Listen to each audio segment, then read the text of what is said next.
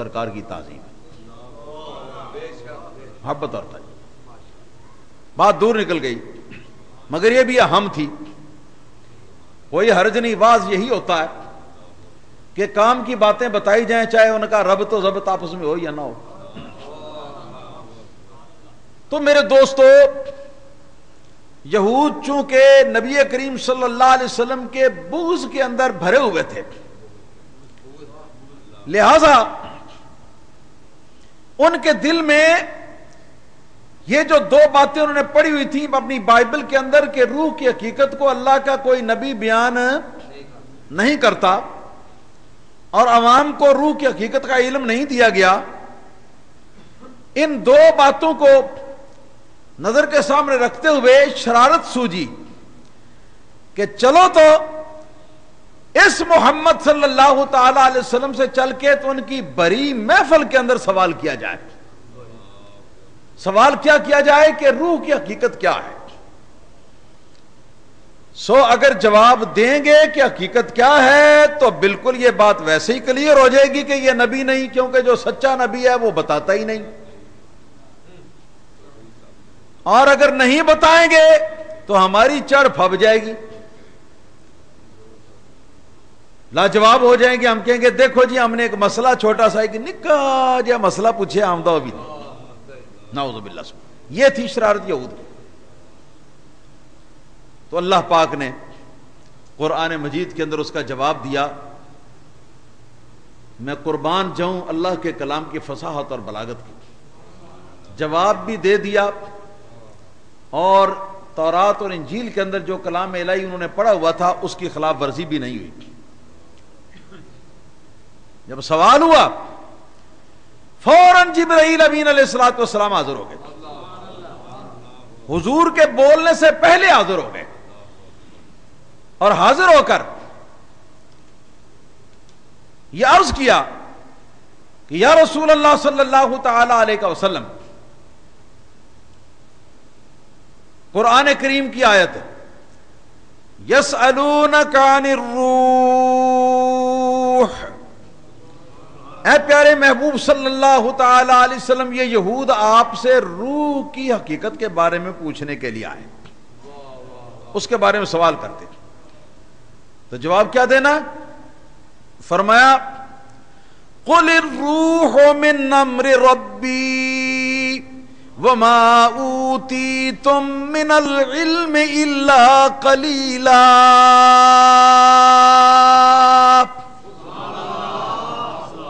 ارشاد فرمایا کہ حبیب علیہ الصلوۃ والسلام ان کو اپنی زبان سے فرما دو کہ روح امر ربی سے ہے، روح امر ربی سے، یعنی روح کی حقیقت امر ربی سے پیدا ہوئی، روح کی حقیقت امر ربی سے پیدا ہوئی، اس سے زیادہ بتلانے کا کچھ جواز نہیں ہے، اجازت نہیں ہے۔ وما اوتیتم من العلم الا قلیلا، اور تم لوگ جو ہو نا، تمہیں علم میں سے صرف تھوڑا سا دیا گیا ہے، کوئی سارا علم تھوڑا ہی دیا گیا، کوئی سارا علم تھوڑا ہی دیا گیا، جتنی استعداد ہو علم اتنا دیا جاتا ہے نا جی۔ اگر پرائمری اسکول کے بچے ہوں کلاس کے اندر حاضر، تو ان کے سامنے اگر یونیورسٹی کا کوئی پروفیسر جو ہے لا کے کھڑا کر دیا جائے اور کہا جائے کہ ان کے سامنے آئٹم کے فلسفے کے اوپر ذرا ایک لیکچر دے دو، یا کسی اور ایسی مسئلے کے اوپر ذرا ایک لیکچر دے دو، تو بتائیے وہ لیکچر اگر دے بھی تو بچوں کو کچھ فائدہ ہوگا؟ کچھ فائدہ نہیں ہوگا، کیونکہ علم کو سمجھنے اور اس کو پچانے کے لیے ضروری ہے کہ استعداد۔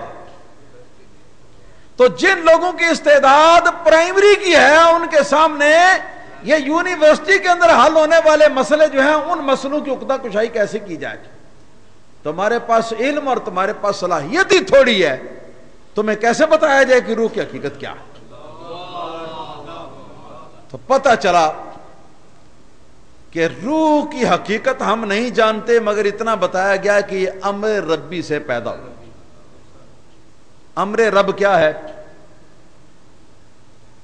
انما امره اذا اراد شيئا ان یقول لہ کن فیکون.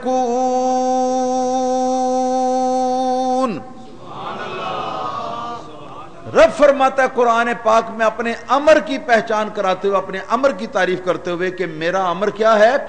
میرا امر یہ ہے کہ جب میں کہتا ہوں کہ فلاں چیز ہو جائے تو وہ اسی وقت ہو جائے. صرف میرے کہنے کی دیر ہوتی ہے، اس کے بعد پھر کوئی فاصلہ نہیں ہوتا. تو اتنا تو ہم جانتے ہیں کہ روح امر ربی میں سے ہے. اس کی ماہیت کو ہم نہیں جانتے، لیکن اتنا ہم جانتے ہیں کہ روح جو ہے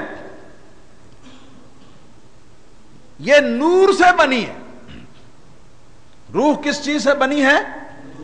ماہیت کو ہم نہیں جانتے، مگر یہ کہ روح نوری ہے. روح نوری ہے اور عالم امر کی چیز ہے. صوفیاء کرام سے پوچھو، وہ آپ کو بتائیں گے. جس طرح یہ ایک عالم شہادت ہے، جس طرح ایک عالم قبر اور عالم برزخ ہے، جس طرح ایک عالم حشر ہے، اسی طرح ایک عالم ارواح ہے اور ایک عالم امر بھی ہے. تو یہ روح عالم امر سے چلی اور عالم ارواح میں آ کے تو وہاں پر خزانہ کر لی گئی، جمع کر لی گئی. اس کے بعد پھر جس وقت اللہ تعالیٰ کا حکم اس کو ملا، اس وقت یہ دنیا کے اندر جس بدن کے ساتھ اس کا تعلق کرنا تھا، اس بدن کے اندر اس روح کو ڈال دیا گیا. تو روح عالم امر کی چیز ہے. عالم امر نور کا جہان ہے اور اوپر کا جہان ہے. بدن بنا مٹی سے، مٹی یہ زمین کا جہان ہے، اور روح کی پیدائش ہوئی اللہ کے امر سے، اور یہ آئی عالم امر سے عالم ارواح میں. اور جب تک عالم ارواح میں نہیں آنا تب تک عالم امر میں اس کو رہنا ہے. اور عالم امر جو ہے یہ نور کا جہان ہے، عالم نور ہے اور عالم بالا، عالم بالا. اب اللہ پاک وحدہ لا شریک نے، میں قربان جاؤں اس کی قدرت کاملہ کی، اس نے ایک حصہ مشت خاک کا لیا، مٹی کے پیکر کا، جس کو بدن کہتے ہیں، یہ اس کو زمین سے لیا، اور عالم امر اور عالم نور کی طرف سے روح کو بھیج کر اللہ پاک نے اس کے اندر ڈالا. روح کا کنیکشن اس بدن کو دیا تو یہ مردہ بدن جو ہے یہ زندہ ہو گیا. یوں بنا کے رکھ لو ایک مورت آدمی کی، مٹی گوند کے اور اس سے بنا لو ایک آدمی کا بدن، آنکھیں بھی بنا لو، رنگ بھی بھر دو ان میں، زبان بھی بنا دو، کان بھی بنا دو، ہاتھ بھی بنا دو، پاؤں بھی بنا دو، پیٹ بھی بنا دو، سب چیزیں بنا دو، مگر